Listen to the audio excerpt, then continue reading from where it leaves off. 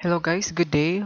Welcome to another video lecture in ACC 311, still in the subject income taxation. So our subject matter for this video lecture is penalties per Revenue Regulation 21 of 2018 in congruence with the implemented train law. Okay? So from the word itself, penalties, it seems to be a negative um, word because penalties is paid by someone who has lapses on a particular agreement or a particular obligation which is ought to be done.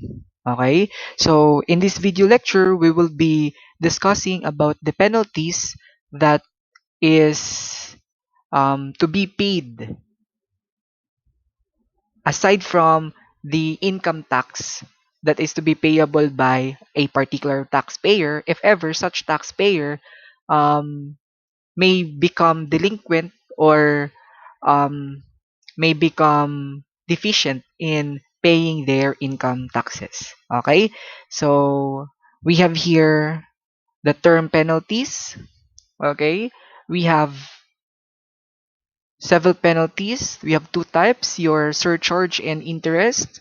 As per, once again, Revenue Regulation 21 of 2018, rate of interest, there shall be an interest upon late payment or there shall be an interest upon deficiency and delinquency of payment of income tax.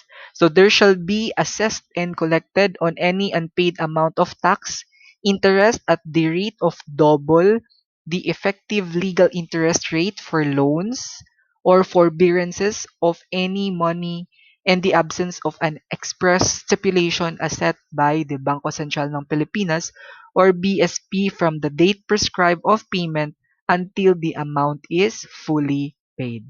So again, there is an interest as a sort of penalty when there is partial payment or there is deficiency in payment of your income tax or for whatever type of income tax that is due already from the moment it is prescribed to be paid up until the amount is fully paid. Okay? So the interest of interest or the rate of interest as per BSP Memorandum number 799 series of 2013 for loans or forbearance of any money in the absence of an express stipulation is 6%. Okay? Thus, the rate of legal interest imposable under Section 249 of the Tax Code will be 12%. Okay? So actually guys, before trade law was implemented, the interest rate was 20%. Okay? It was just on January 1, 2018 in effectivity of your train law that the rate of interest was reduced from 20% to 12%. Okay?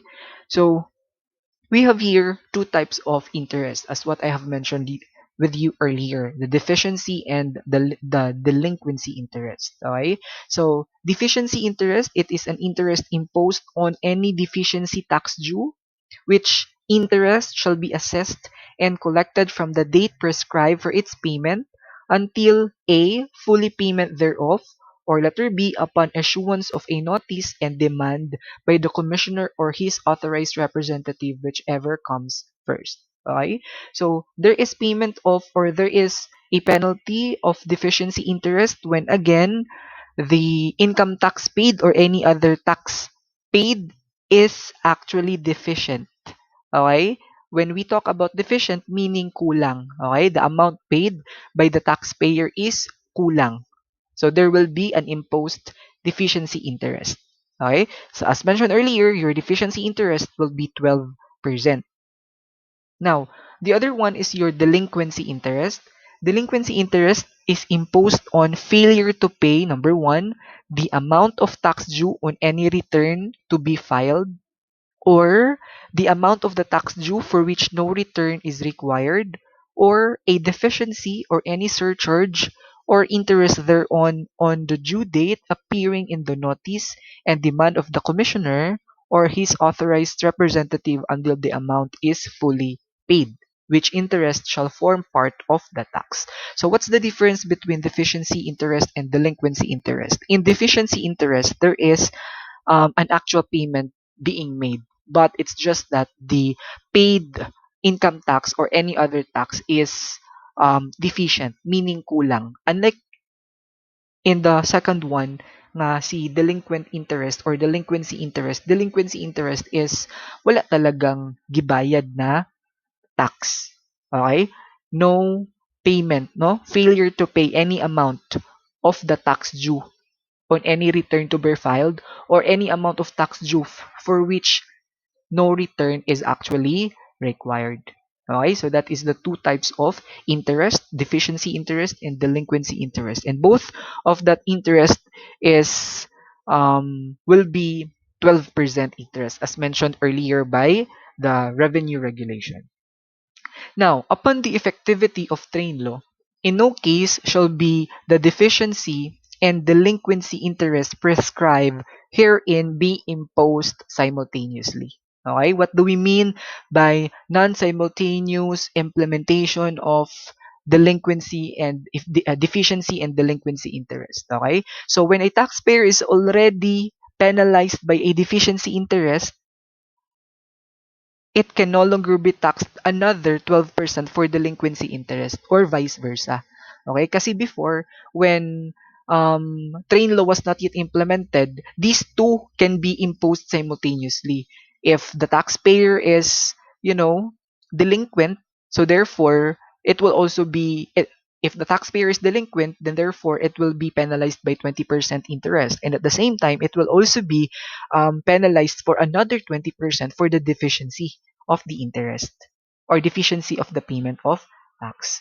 But again, I think this provision of the train law is pro taxpayer in terms of delinquency and deficiency because they are no longer will pay double amount of interest because according to the law, there will no longer be imposition of delinquency and deficiency interest simultaneously.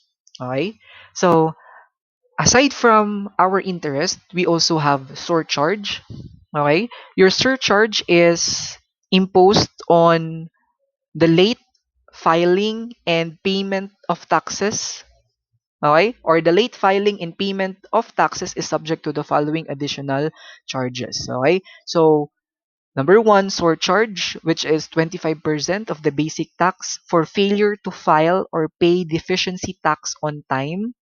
And letter B, 50% for willful neglect to file and taxes.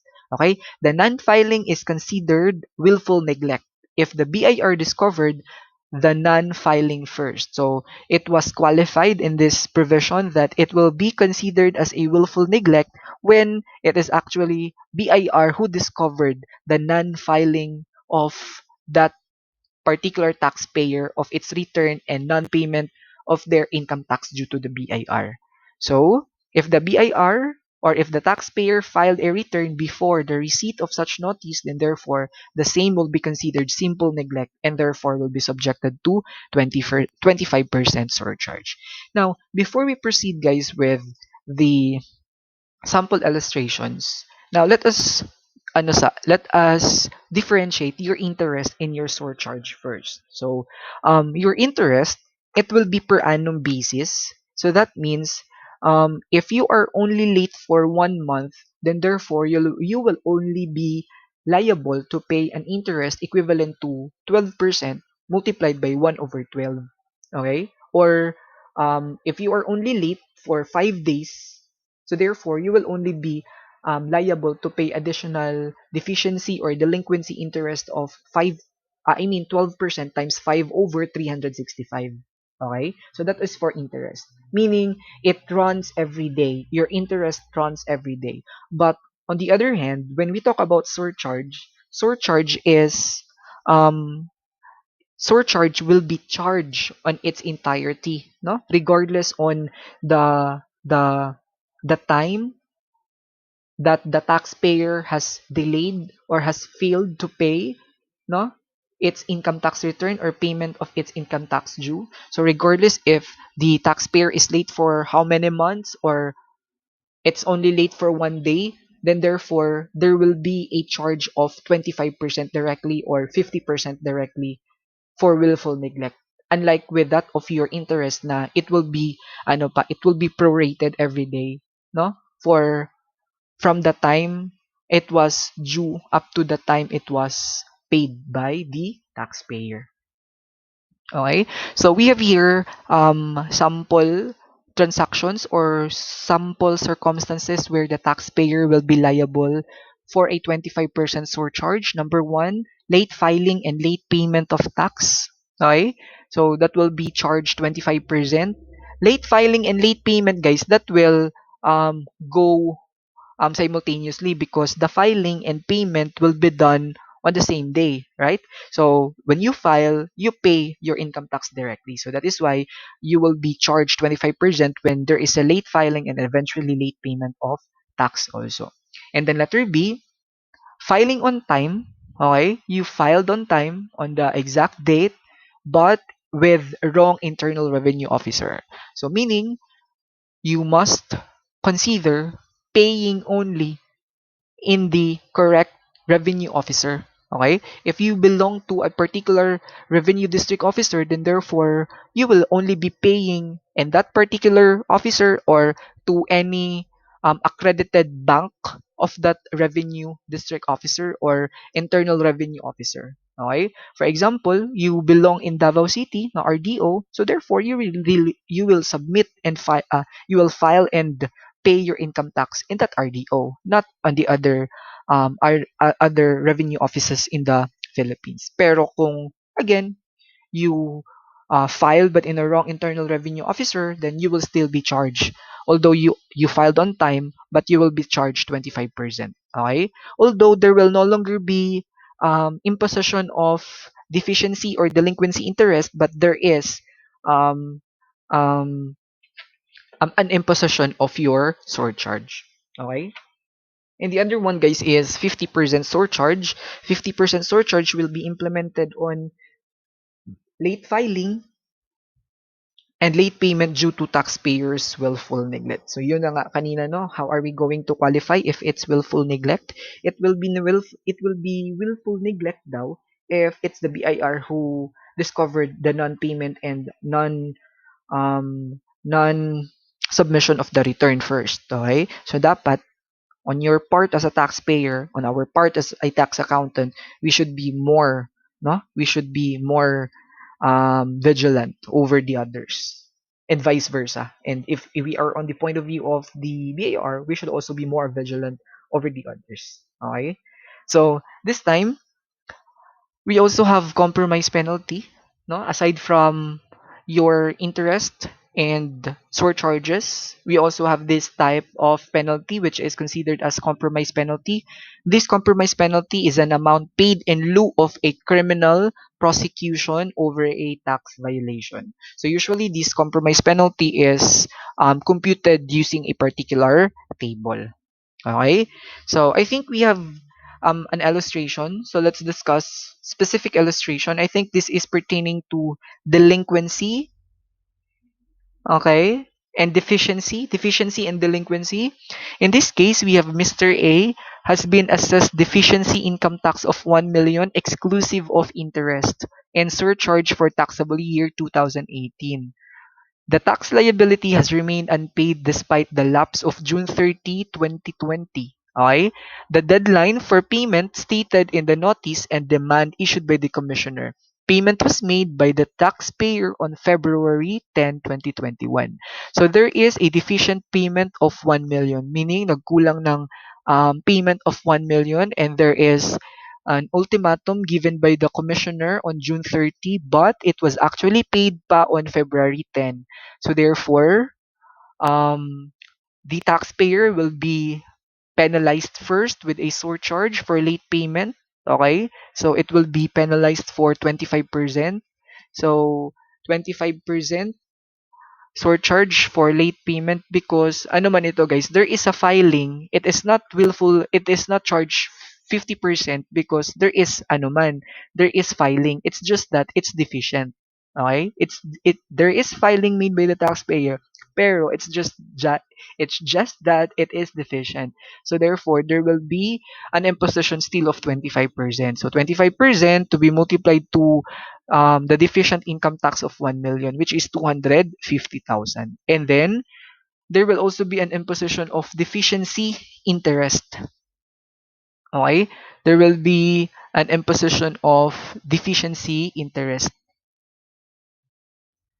Okay. So your deficiency interest, guys, will run from no, no, no. It will run from April 16, 2019 because we assume that the deadline for submission and payment of the actual amount of income tax due will be on April 15, 2019.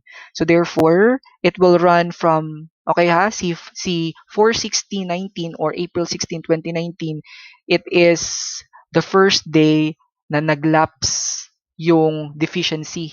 Okay? Because the deadline for submission of income tax return is assumed to be on April 15, 2019. So therefore, um, the deficiency interest will run from 4/16/19 up to 6/30/20, okay, which is the ultimatum given by the notice which is issued by the commissioner. So therefore, the deficiency interest will run from 4/16/19 to 6/30/20, and that is a matter of 442 days. Yes, you have heard it right, guys. You need to count per day. Okay, so from 4/16/19 to 6/30/20, it has 442 days. So as what I have mentioned earlier, that your interest will run every day per year, no? It is 12% per annum. So therefore, your deficiency interest in this case will be 1 million times 12% times 442 over 365 a year. So that 442 will be coming from 4/16/19 up to 6/30/20, and that will give you a deficiency interest of 145,315.07. So that makes the total amount due on December or on June 30, 2020, kung nagbayad pa lang sana si taxpayer na deficient on June 30, 2020, ang kanyang bayaran lang sana is 1,395,315. Okay? But, however, si taxpayer only paid on February 10, 2021. Okay? It only paid on January 10, 2021. So therefore, there will now be another set of interest, which is the delinquency interest, which will run from 7/1/20 or the first day nga naglaps yung ano niya, yung notice to pay from June 1, I mean from July 1 to 2020 up to nabayaran na niya ang entire amount sa February 10, 2021. Okay? Take note guys that the multiplier to be used here is no longer the 1 million but already including the surcharge and the deficiency interest that is due to be paid on June 30, 2020. So in short, it is the 1,395,315.07 which will be accounted. Okay? Times 12% because delinquency and deficiency interest is just the same times 225 over 365. So the 225 guys, that is from 7/1/20 up to 2/10/21. Okay? There are 225 days from the ultimatum given by the commissioner up to the date na actually nabayad or nabayaran niya. So there will be an additional delinquency interest of 103,215.09. So totaling 1,498,530.16. So in this case, guys, the deficiency was only 1 million, but the total amount due becomes 1,498,530.16. So again, it really matters, no? It for a matter of half a million or for how many years lang? 18 up to 2021, the interest, including the surcharge, is even more or less half already of the deficiency of 1 million. So therefore, it might really break our clients, or it will really break the taxpayer, especially if the taxpayer is small taxpayers. So therefore, it really would break them. Okay? So again, we really need to be cautious on the amount paid and on the deadlines. Because as time passes by, as the day runs, your penalty would also run, making your total liability also becomes bigger. Okay, so this will be, I know guys, for deficiency and delinquency interest. Okay, if you have noticed, when the delinquency already started to run, okay, when the delinquency interest already started to run from 7/1/20, your deficiency interest already stopped, okay? So wala na ka nag-run para sa imong deficiency interest because again, it is incongruence already of the train law. Okay? Pero before, delinquency and at the same time the deficiency interest, from the moment you have paid, the total amount will still run, making your total tax still due really bloat. Okay, now we have here the transitory provision. Okay, in case where the tax liabilities or deficiency taxes became due before effectivity of train law on January 1, 2018, and there were and where the full payment thereof will be accomplished after said activity rate, the interest rate shall be applied as follows. So you have there for the period up to December 31, 2017, as what I have mentioned with you earlier, your deficiency and delinquency tax rates, guys, were just 20% lang. Pero when your train law took effect from 20%, it becomes 12%. So there is a problem this time na if ever the tax liability becomes demandable and should be paid pagka 27 pa lang, 2017 pa lang, pero it was paid, nilampas siya pagka 2018, okay? For example, it should be paid on April 15 of 2017, pero nabayaran siya pagka, let us say, January of 2019. So nilampas siya. Okay? So from April to December 17, 2017, 20% will be applicable.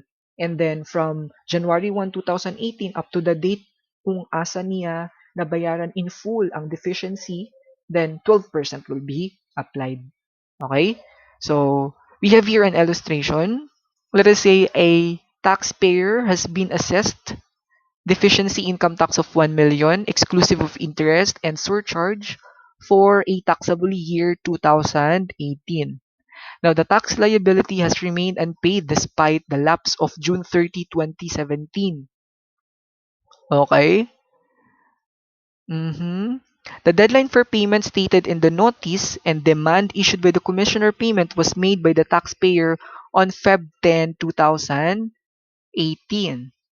The civil penalties for the late payment shall be computed as follows. So again, there is sorry guys, it should not be 2018 ha. It is not 2018 but it should be 2015.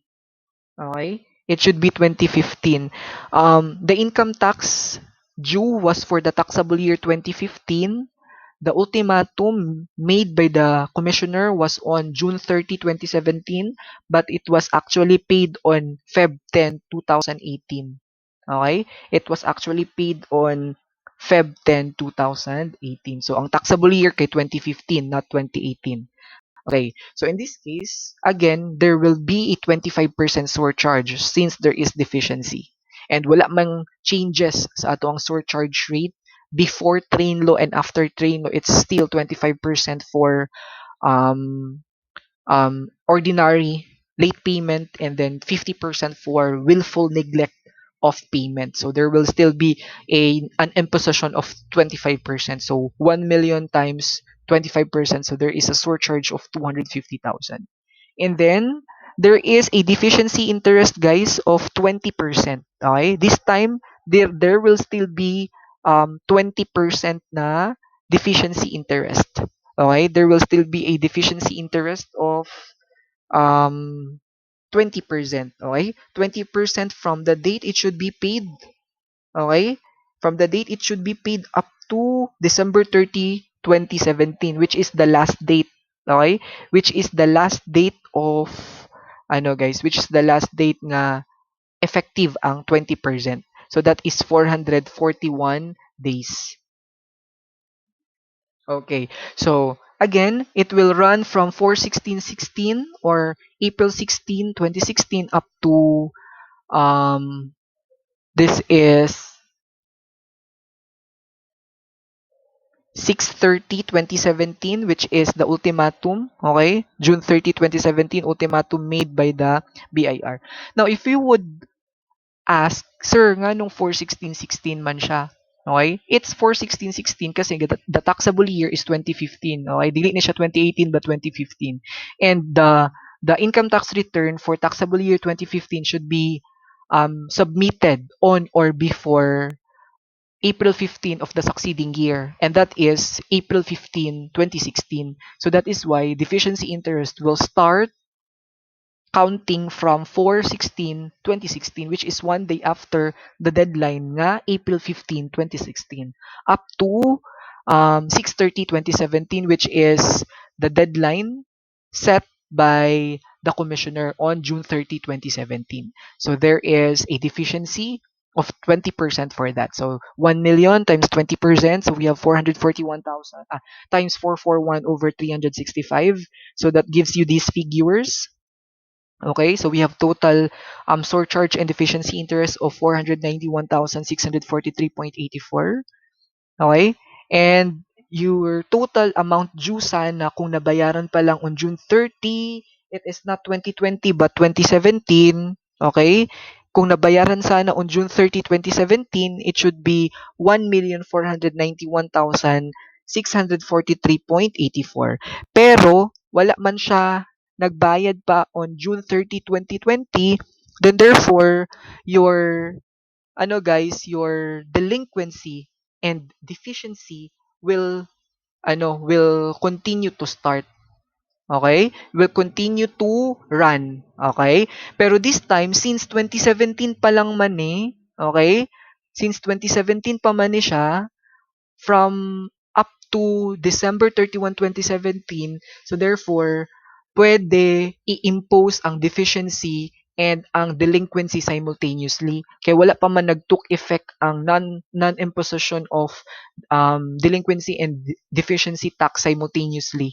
Okay? So therefore, ano siya guys, from June 30, 2017, there will be a delinquency interest and a deficiency interest. Okay? So both will run, no? 20% na delinquency interest from July 1, 2017 up to December 31, 2017, which is the last day of ano the last day nga dili effective ang or dili na pwede ang simultaneous imposition. So that is 184 days based on the basic tax lang na 1 million. So delinquency interest will only based sa basic tax na 1 million. So therefore, you will have there 1 million times 20% times 184 times 365 days. So that's 1,821,992. And then your deficiency interest also. Your deficiency interest.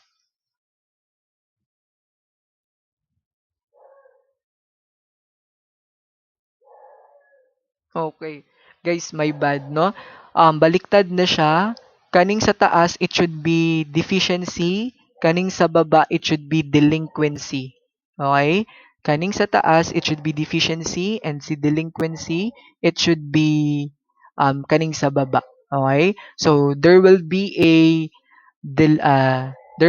deficiency interest which is still based on 1 million. So deficiency interest of 1 million times 20% times 184 days.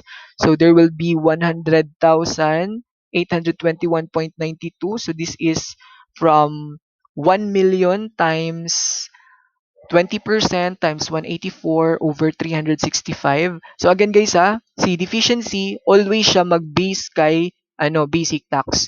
Pero ang delinquency, which is in this case my bad because nabaliktad sila, this second line should be delinquency. So ang delinquency will be based on the total amount due on June 30, 2020. Okay? The total amount due on June 30, 2020, which is 1,491,643.84. So that is also 184 days. So 1,491,643.84 times 20% times 184 over 365. So that is 150,390.39. And then from January 1, 2018 up to the date nga nagbayad siya on February 10, dili na pwede mag-run ang delinquency and deficiency simultaneously. So wala na tay deficiency in this case. We no longer have deficiency. Okay? So kani guys, it will be delinquency. Dili ni siya dili ni siya deficiency, but it is delinquency. Okay? Delinquency. This one is deficiency, this one is delinquency, and then this one is delinquency also. So delinquency will start running from January 1, 2018 up to the date nga nagbayad siya on February 10, 2018. Okay? So 12% na. And then wala na tayo 12% nga deficiency because delinquency na lang ang mag-continue. So that's 41 days from January 1, 2018 up to nagbayad siya on February 10, 2018. So that will be from 1,491,643.84 still times 12% times 41 days over 365. So that's 20,106.54. So in total, naatay 271,318.85. So it will be the total amount to be added, no? Sa imuhang 1,491,643.84. So thus giving the taxpayer an additional 762,962.69 from the deficiency nga nabayad lang niya of 1 million. 'Di ba?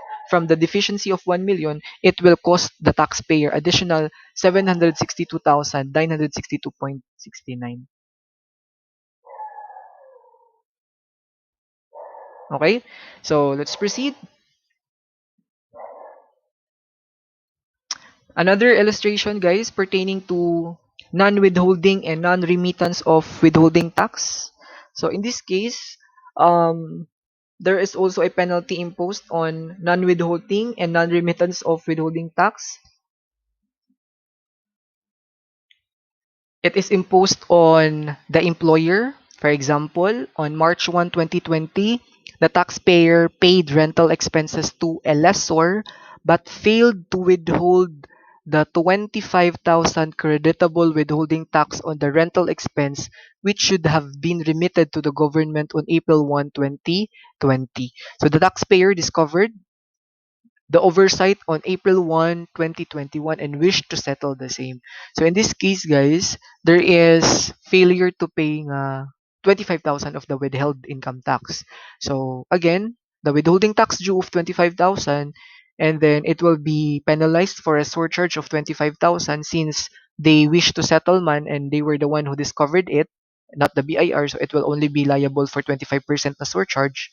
So 25 times 25%, so 6,250 plus the interest, no? So that is a matter of 1 year, no? That's a matter of 1 year. So 25,000 times 12% times 365 over 365. So this will be 3,000 and the compromise penalty, guys, of 10,000. So the total tax payable will be 44,250. So again, where are we going to get that compromise of 10,000? So that 10,000 is actually from the table. So you have your table in determining your compromise penalty. So this is a compromise penalty taken from the table of compromise penalties for failure to withhold or remit withheld tax at the same time or times required by law as follows. So again, magkano yung amount na um not remitted dato, we have, I think, 25,000. So you just determine here that exceeds 20 but not exceeding 50,000. So it belongs here. So there is a compromise penalty of 10,000. Okay? There is a compromise penalty of 10,000. So therefore, there is an additional payment of compromise for 10,000. Thus, the employer will now be paying 44,250 from a matter of only non-payment of 25,000. Okay? It costs the employer or the taxpayer a total of 44,250 for that oversight, no? For non-ability of them to pay the withheld income tax. Okay? So those are the pertinent na mga points that we need to consider, especially for penalties, surcharges, and compromises. So, as what I have said, we should be very vigilant because it might break the taxpayer. Okay? So, I'd like to, guys, I'd like to correct this one. I will be giving you the corrected illustration of this. I will be giving you the link of the corrected data of this one in the description below. Okay? So, my bad for that. So again, that would be the end of our video lecture for this. And if you have any more questions, you may refer it to our you may refer it to our virtual class, or you may comment down below for an immediate response. Thank you very much and God bless.